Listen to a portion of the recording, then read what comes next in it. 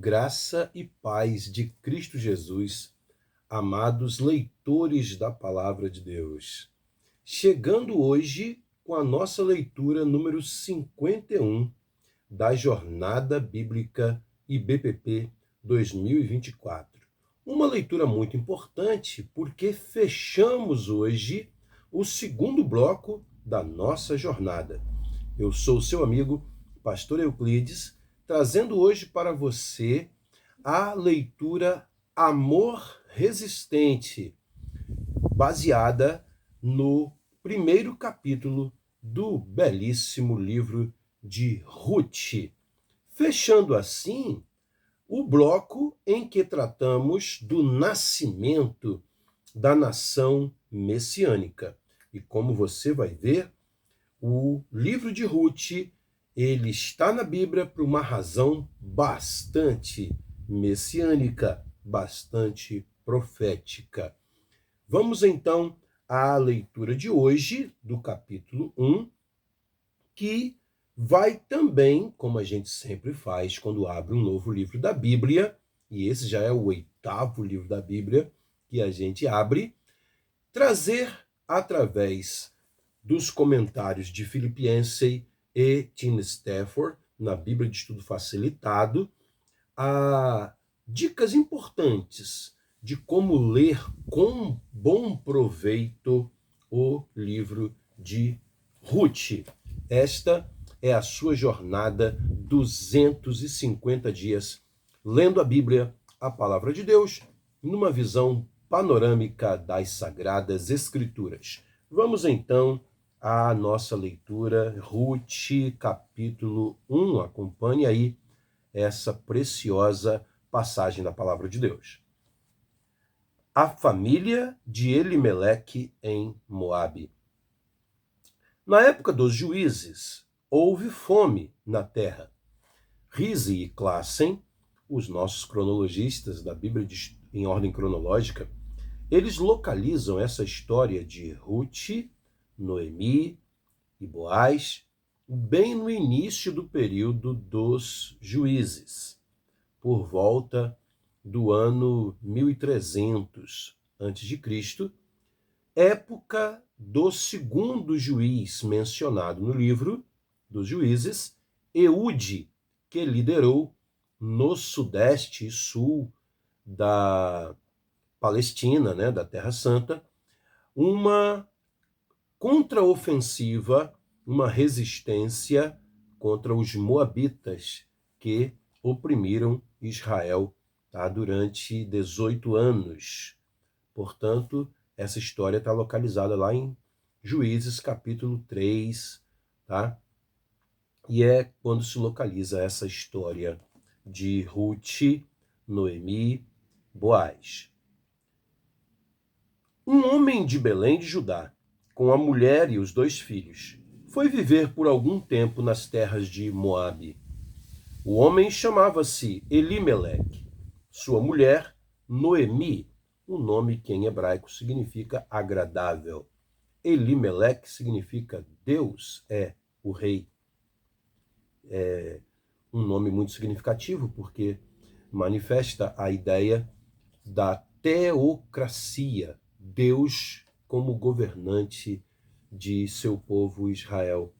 Quando o povo, daí há 300 anos, cerca de 300 anos, pede um rei, que aí entra a história do rei Saul, a tristeza que se abate sobre Samuel e o remanescente fiel de Israel é que Deus estava sendo recusado como rei do seu povo. E os seus 2 filhos, Malom e Quilion, eram efrateus de Belém de Judá, porque Efrata era o outro nome desta pequena cidade que já existe, irmãos, desde a época de Jacó.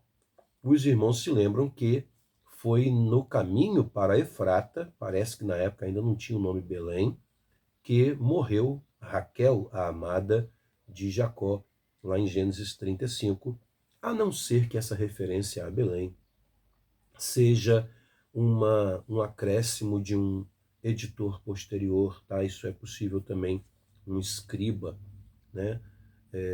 Posterior. Chegaram a Moabe e lá ficaram. Moabe, irmãos, que é território hostil, tá? Eles vão exatamente para o território que os estava oprimindo. Por quê? Houve uma fome ali no sul, tá? Como se não bastasse a própria opressão dos moabitas, ainda houve uma fome. Fomes são ocasionadas por pragas, né, na colheita, por tempestades, né, uma sequência de tempestades que pode estragar toda uma plantação. Né? Então, houve ali uma fome. A gente pode entender pelo livro dos Juízes que Deus reagia quando o povo se afastava dele. E não era só os opressores que Deus usava para disciplinar o seu povo, mas também catástrofes, né? Bem administradas pelo próprio Deus. E eles foram para lá, para Moabe, que é um território hostil. Moabe, que é filho, foi, né? No antepassado, filho de Ló com uma de suas filhas, que o engravidaram naquele episódio triste lá de Gênesis, capítulo 19. Né? Então, é um território que Israel, os irmãos se lembram que quando Israel estava para chegar em Canaã, e aí a gente tem que localizar em torno de 60, 70 anos antes da história de Ruth, os moabitas tentaram de tudo, né, para resistir a Israel, aquela história toda de Balaão, de Balaque, né, das prostitutas de Baal Peor. Né? Então, Moabe é um território realmente inimigo. Agora, tá, com Israel já estabelecido, mas fraquejando espiritualmente, como a gente já viu há poucos dias, Deus permite que Moabe oprima Israel durante um tempo. E é para lá que Elimeleque e Noemi, com seus 2 filhos, vão em virtude da fome em Belém. Morreu Elimeleque, marido de Noemi, e ela ficou sozinha com seus 2 filhos. Eles se casaram com mulheres moabitas, uma chamada Orfa e a outra Ruth. Depois de terem morado lá por quase 10 anos, morreram também Malom e Quilion, e Noemi ficou sozinha, sem os seus 2 filhos e sem o seu marido. Uma sequência de tragédias, irmãos. Quando Noemi soube em Moabe que o Senhor viera em auxílio do seu povo, dando-lhe alimento, decidiu voltar com suas 2 noras para a sua terra. Assim, ela, com as 2 noras, partiu do lugar onde tinha morado. Se estão certos Riz e Classen, localizando essa história na época de Eude, essa ocasião aqui em que Deus abençoou o seu povo já é o momento em que Eude está governando. Ele governou durante 80 anos, tá? Ali em Judá, naquela região de Judá e Benjamim, né? E provavelmente, né, foi no momento em que ele assassinou o rei Eglon, né, o rei de Moabe, e reconquistou o controle da terra de Israel, que acontece, né, de Deus vir em auxílio do seu povo, como está dizendo aqui o versículo 6. Assim ela, com as 2 noras, partiu do lugar onde tinha morado, em Moabe, em caminho de volta para Belém. Enquanto voltavam para a terra de Judá, é da tribo de Judá, né? Disse-lhes Noemi: Vão, retornem para a casa de suas mães. Que o Senhor seja leal com vocês, como vocês foram leais com os falecidos e comigo, os falecidos esposos delas, né? Malom e Quilion. O Senhor conceda que cada uma de vocês encontre segurança no lar de outro marido. Então deu-lhes beijos de despedida. Mas elas começaram a chorar alto e lhe disseram: Não, voltaremos com você para junto de seu povo. Disse, porém, Noemi: Voltem, minhas filhas. Por que viriam comigo? Poderia eu ainda ter filhos que viessem a ser seus maridos? O medo de Noemi é que os israelitas não queiram se casar com elas por elas serem estrangeiras. Tá? Voltem, minhas filhas, vão. Estou velha demais para ter outro marido. E mesmo que eu pensasse que ainda há esperança para mim, ainda que eu me casasse esta noite e depois desse à luz filhos, iriam vocês esperar até que eles crescessem? Ficariam sem se casar à espera deles? De jeito nenhum, minhas filhas. Para mim é mais amargo do que para vocês, pois a mão do Senhor voltou-se contra mim. Aqui ela já usa pela primeira vez, né, o nome amargo, tá? Que é o nome que ela vai preferir ser chamada depois. A gente vai ver daqui a pouco na leitura. Elas então começaram a chorar alto de novo. Depois Orfa deu um beijo de despedida em sua sogra, mas Ruth ficou com ela. Então Noemi a aconselhou: veja, sua concunhada está voltando para o seu povo e para o seu Deus. O Deus de Moabe era Quemosh, um Deus que, como os demais deuses, os demais Baalins da terra de Canaã, aceitava sacrifícios humanos, culto era praticado com prostituição, algo que era comum nas religiões daquele lugar. Muitos acreditam, inclusive, né, que essa referência de Noemi ao Deus Quemosh foi para provocar Ruth, no bom sentido da palavra, já que Ruth, segundo essas teorias, teria tido um passado como uma consagrada de Quemosh, que estava sendo preparada para se tornar sacerdotisa prostituta, o que lhe renderia uma boa vida em termos econômicos, né? Então parece que aqui Noemi deu uma cutucada, como a gente vai dizer, né? Nosso linguajar mais simples, acerca da fé. Continuemos. Volte com ela. Ruth, porém, respondeu. Este é um dos versículos mais lindos de toda a Bíblia. Muito usado, inclusive, em cerimônias de aliança, de casamento, de renovação de votos, né, de sociedades e etc. Não insistas comigo, que te deixe e que não mais te acompanhe. Aonde fores, irei. Onde ficares, ficarei. O teu povo será o meu povo. O teu Deus será o meu Deus. Parece que a cutucada deu certo, né? Onde morreres, morrerei, e ali serei sepultada. Que o Senhor me castigue com todo rigor, se outra coisa que não a morte me separar de ti. Quando Noemi viu que Ruth estava de fato decidida a acompanhá-la, não insistiu mais. Prosseguiram, pois, as duas até Belém. Moabe ficava próximo, tá? Relativamente próximo de Belém, né? Daquela parte sul, o Negev, né? De Israel, de Canaã. Ali chegando, todo o povoado, notem os irmãos que é uma pequena cidade, e assim permaneceu até a época de Jesus, né? Pequena vila de Belém, a gente canta aí no Natal, né? Ficou alvoroçado por causa delas. Será que é Noemi? Perguntavam as mulheres. Mas ela respondeu: não me chamem Noemi, a agradável. Melhor que me chamem de Mara, amarga. Era o significado da palavra Mara em hebraico. Pois o Todo-Poderoso, El Shaddai, o nome de Deus, tornou minha vida muito amarga. De mãos cheias eu parti, mas de mãos vazias o Senhor me trouxe de volta. Não há nenhum tipo de ingratidão, é reconhecimento. Ao longo de todo o Antigo Testamento, os personagens, quando estão em situações boas, agradecem a Deus. Quando estão em situações ruins, atribuem a Deus a soberana condução deste momento ruim.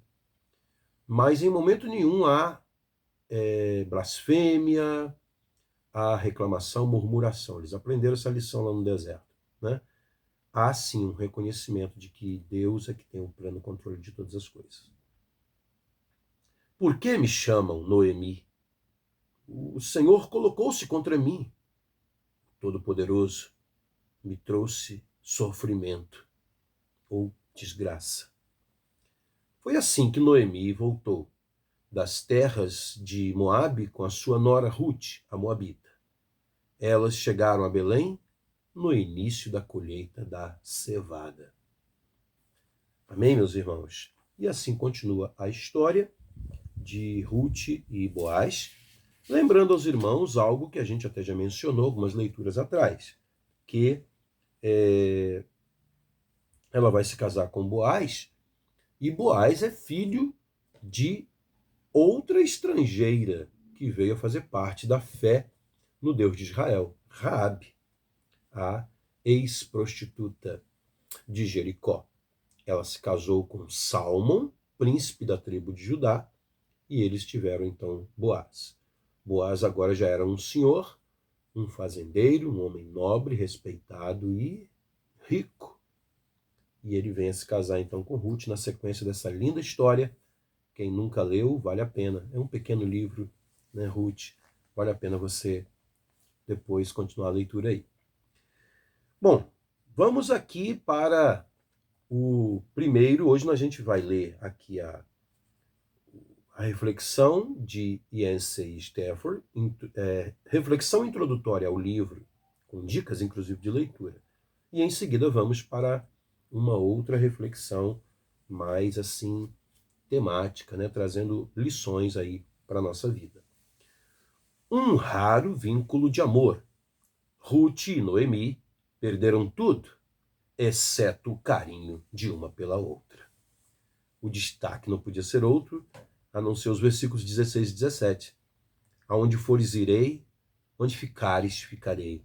O teu povo será o meu povo, e o teu Deus será o meu Deus. Que o Senhor me castigue com todo rigor, se outra coisa que não a morte me separar de ti. Ruth e Noemi eram amigas improváveis. Uma geração de distância. Uma jovem e forte, Ruth. A outra já além da meia-idade, Noemi. Ainda mais estranho, uma era a sogra da outra. Estranho, né? Porque essa relação muitas vezes tem sido conflituosa ao longo da história, tá? E as duas provinham de contextos étnicos e religiosos completamente diferentes. Ruth, moabita pagã, Noemi, israelita, fiel a Deus, a Jeová. Elas haviam perdido tudo quando seus maridos morreram. Essa era a dura realidade das viúvas da época. Sem homem algum com quem contar, a vida delas corria risco naqueles tempos difíceis. Ninguém viria em sua defesa. Elas só tinham a outra. Uma mulher de iniciativa. O livro de Ruth mostra esse curioso par de mulheres tomando a iniciativa para encontrar, com a ajuda de Deus, um homem que cuidasse delas. Poucas vezes a iniciativa feminina assume uma forma tão direta quanto em Ruth. Seguindo a orientação da sogra, Ruth descobre onde Boaz, seu parente, acampa. Essa é a sequência da história que a gente não leu, tá, irmãos? Lemos apenas o capítulo 1. Espera até anoitecer, depois se dirige sem ser notado ao lugar onde ele está e se deita. Aí já é o capítulo 3. Quando Boaz desperta e a vê, as intenções dela se tornam evidentes. Ela o quer como marido. Lisonjeado, ele não espera nem um dia se passar para arranjar os trâmites legais para o casamento. A sociedade, conforme Deus havia designado, encorajava homens como Boaz a ajudar os necessitados. Por exemplo, segundo a lei do Antigo Testamento, um proprietário de terras tinha de deixar alguns de seus grãos para trás, de modo que gente pobre como Ruth pudesse recolher. Lemos isso, os irmãos se lembram, lá no livro de Levítico. E também, pela lei, uma viúva desamparada tinha de ser levada para a casa da família do marido falecido, Foi de acordo com essa lei que Boaz resgatou Ruth. Era a lei do levirato, tá? Onde o resgatador da viúva era o parente mais próximo. Tá no capítulo 4, de 1 a 12, né, essa narrativa. A presença invisível de Deus. Acima da convincente história de Ruth paira um ajudador invisível, Deus. Segundo o que o relato diz, ele não interveio nos eventos, mas ninguém no livro de Ruth duvidava de que a vida estava sob a direção divina. Boaz, inclusive, fala uma palavra linda para Ruth, né? Aquele sob cujas asas você veio se abrigar. Capítulo 2, versículo 12, né? Referindo-se aí a Deus de uma forma muito bonita. Foi pelo Senhor que Ruth jurou ao declarar seu amor a Noemi, capítulo 1, versículo 17. E foi ao Senhor que Noemi deu os créditos pela aproximação de Ruth e Boaz na lavoura, capítulo 2, versículo 20. A lei de Deus levou ao casamento dos dois. Por fim, o Senhor lhes concedeu um filho, em quem a mãe, o pai e a avó encontraram profunda satisfação. Finalzinho do livro, o filho deles é Obed, que veio a ser avô do rei Davi. Linhagem messiânica que chega até Jesus Cristo. O livro de Ruth, irmãos, é um dos livros queridos do Tanakh, ou seja, o Antigo Testamento nosso cristão, é assim chamado pelos judeus. E é lido nas festas de Israel com muito carinho esse livro, justamente porque tem essa ligação, conta a origem da família sagrada de Davi, que gera o Messias. Os judeus não reconhecem que Jesus de Nazaré é o Messias, embora todas as evidências apontem para a descendência dele, de Davi. Eles ainda estão esperando por esse Messias, né? E vão acabar se iludindo horrivelmente por causa disso, né? Isso aí é assunto para profecias futuristas.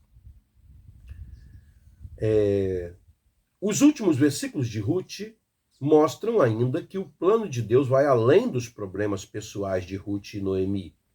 Ruth fazia parte dos desprezados moabitas, inimigo de Israel. Contudo, Deus não somente a aceitou em sua família, mas também a usou para gerar o maior rei de Israel, Davi, o bisneto de Ruth, para quem concebesse o amor de Deus como reservado apenas aos israelitas. A vida de Ruth é uma contradição estridente. O livro de Ruth, ele acabou se tornando, irmãos, um contra-testemunho ao orgulho judaico daqueles mais exacerbados, né? Entre os judeus, que só concebiam que o povo judeu é o melhor da terra, né? E que os gentios são todos incircuncisos, não merecem nenhuma consideração. O livro de Ruth, assim como a narrativa também de Raabe, né? Em Josué, é uma grande lição em relação a isso. Como ler Ruth? Enquanto Josué e Juízes parecem longas-metragens, Ruth parece mais um episódio curto de uma minissérie, breve o suficiente para ser lido em 15 minutos. Este pequeno livro é delicioso. O poeta alemão Goethe o chamou de a mais bela obra completa em pequena escala. Um grande elogio, partindo de alguém tão importante da literatura, né, irmãos? Mas, como o autor de Ruth não insiste no ponto central do livro, seu significado mais profundo pode acabar despercebido. O autor de Ruth provavelmente foi Samuel e a sua escola de profetas. Durante a leitura, concentre-se no vínculo amoroso entre Ruth e Noemi. Esse amor, que prosperou no sofrimento, constitui a raiz do livro. Amor entre sogra e nora. Algo surpreendente, né? E algo relevante, né? Algo que é bastante estimulador, né? Para uma relação que geralmente é tão conflituosa. Esse livro oferece esperança para pessoas em situações difíceis. O autor de Ruth presumiu que os leitores compreenderiam o contexto cultural e histórico da época. Talvez você se interesse em obter uma compreensão maior. Irmãos, Deuteronômio 25, de 5 a 10, descreve a necessidade de um irmão casar-se com a viúva de seu irmão. Levítico 25, de 23 a 28, traz informações sobre o resgate da propriedade de uma pessoa pobre pelas mãos de seu parente. A introdução a Juízes oferece a perspectiva histórica, pois o livro contém uma visão panorâmica do período brutal em que Ruth vivia, né? Então, quando você lê uma boa introdução ao livro de Juízes, você entende melhor o pano de fundo, né, histórico por trás da história desse casal, Ruth e Boaz. O capítulo 1 de Ruth é o destaque aqui de Ian C. Stafford, tanto é que está incluído aqui no guia de viagem que nós estamos usando como base, né, para a nossa jornada. Uma amizade incomum se desenvolve em meio às condições mais severas. Vamos então a essa reflexão relacionada ao capítulo 1. Tá? Amor resistente. Duas viúvas se unem em tempos difíceis. O destaque é o versículo 18. Quando Noemi viu que Ruth estava de fato decidida a acompanhá-la, não insistiu mais. Na época dos juízes. Assim começa este encantador relato sobre duas mulheres muito diferentes. Ambientado durante o período dos juízes de Israel, o livro de Ruth restringe seu foco a uma família tentando lidar com uma época caótica e tumultuada. Seu estilo traz à mente histórias simples da vida em uma aldeia, como o musical Um Violinista no Telhado. Durante uma grave fome, as coisas iam tão mal em Canaã que a família israelita de Noemi migrou para território inimigo a fim de sobreviver. Seus dois filhos se casam com mulheres pagãs da região e se estabelecem ali. Anos mais tarde, os dois filhos e o marido morrem e Noemi decide retornar à sua terra natal. Esse livro relata, sobretudo, a teimosa lealdade de Ruth, a nora de Noemi.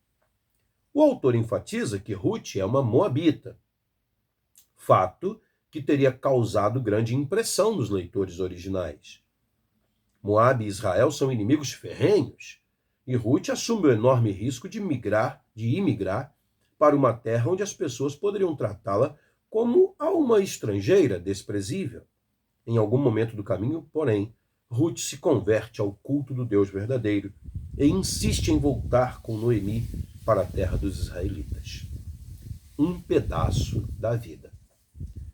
É possível ler este pequeno livro de diferentes formas, como um pequeno e elegante retrato da vida nos tempos antigos, como um registro da fidelidade de Deus para com os necessitados, ou como uma história inspiradora de amizade sem fim. No final, Ruth fica com um marido amoroso, e as duas mulheres encontram segurança econômica numa sociedade dominada por homens. Talvez a maneira mais precisa de ler essa história, contudo, seja como uma história missionária. Um relato da misericordiosa aceitação dos que não pertencem às tribos de Israel, mas pertencem sim a Deus. Afinal de contas, quando Deus fez aliança com Israel lá em Êxodo 19, versículos 5 e 6, antes de dizer, vocês são uma nação especial, minha propriedade exclusiva, Deus abriu dizendo assim, minha é toda a terra e todas as nações. Mas eu tomei vocês entre elas. Então, o livro de Ruth está aqui para mostrar que Deus não faz acepção de pessoas, tá? Nos seus planos. Questão de vida para a gente pensar. Algum amigo já saiu da zona de conforto por sua causa para te abençoar? Né? Isso é algo realmente especial para a gente parar para meditar e avaliar se estamos sendo devidamente gratos a pessoas que já fizeram assim em favor da gente. Né? Vamos então orar ao Senhor? Senhor Deus, Deus de aliança, Deus de amor e misericórdia, é assim que te invocamos, porque na história de Ruth nós te vemos como o Todo-Poderoso que ama todos os povos, que está disposto a salvar todos aqueles que em ti esperam, que em ti creem, independente de onde sejam, de quais as suas origens, mesmo as origens religiosas, espirituais. Tu és o Deus de toda a terra. E nós te engrandecemos porque nos salvaste, porque nos buscaste, mesmo nós estando tão distantes do Senhor, tão distantes de ti, inclusive etnicamente. Nós, brasileiros, pertencemos a um continente que, na época da tua palavra, nem sequer era sabido que existia. Mas o Senhor nos alcançou através dos teus missionários que trouxeram o teu evangelho para nós. Como te somos gratos, meu Deus, porque o Senhor nos buscou. E assim como Ruth, nós queremos dizer para o Senhor, tu és o nosso Deus. E até a morte vamos assim permanecer fiéis a ti e fiéis a todos que creem em ti, todos que fazem parte do teu povo. Uma só família, um só povo em Cristo. Bendito seja o teu nome, Senhor, e que todas as missões espalhadas por toda a terra sejam abençoadas por ti e feitas prósperas, e que conquistem muitas Ruths para o Senhor, muitos góis, como eram chamados em hebraico os gentios, para estarem debaixo do teu tabernáculo santo, o tabernáculo de Davi, que Cristo veio para erguer. Que o Senhor seja bendito em todas as nações da terra, em nome de Jesus. Amém, Deus. Amém. Deus abençoe sua vida. Até a nossa próxima leitura, quando a gente vai abrir um novo bloco na nossa jornada. O terceiro bloco da nossa jornada vai falar sobre a Era de Ouro da nação messiânica de Israel. Vamos percorrer as leituras referentes àquilo que é chamado de monarquia unida, os reinados de Saul, Davi e Salomão, a época áurea da história de Israel. Deus abençoe sua vida e até lá.